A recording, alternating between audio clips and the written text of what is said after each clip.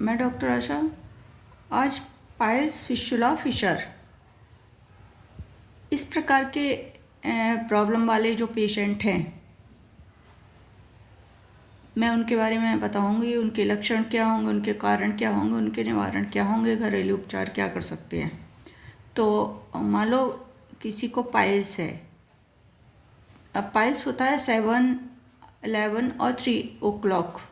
जो सुई की घड़ी होती है, जो 7 बजे का टाइम होता है उस पर होता है, जो 11 बजे का टाइम होता है उस पर होता है, और जो 3 बजे का टाइम जो सुई की घड़ी बताती है उस अराउंड उस के अकॉर्डिंगली वो 7, 11 और 3 o'clock के राउंडेड में जो एनस का राउंड है, वृत्त है, उसमें इस तरीके के टैग्स होते हैं।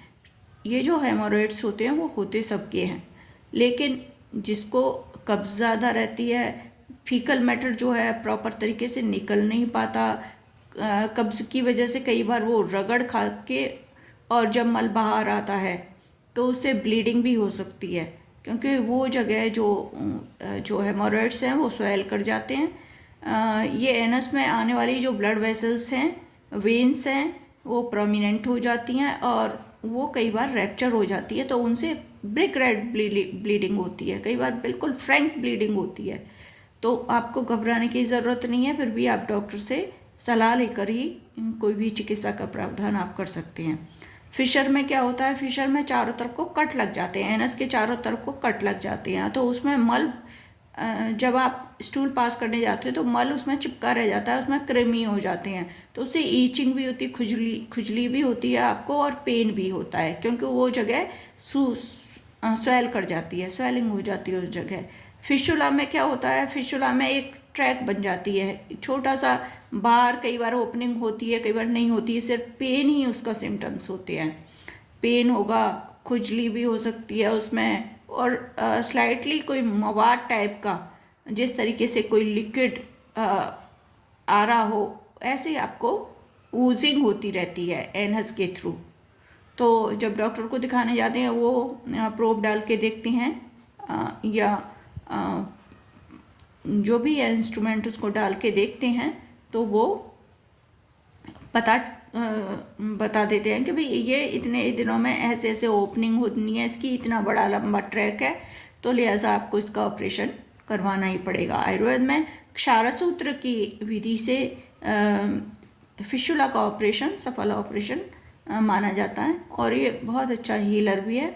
क्षारसूत्र बहुत अच्छा हीलर भी है, काटता भी है और हीलिंग भी बहुत अच्छा करता है, मेडिकेटेड थ्रेड होता है। तो मैं तो यही कहूँगी कि आप सबसे ज़्यादा जो अच्छा ट्रिक और टेक्निक है वो आयुर्वेदिक फिशुला ऑपरेशन की टेक्निक है।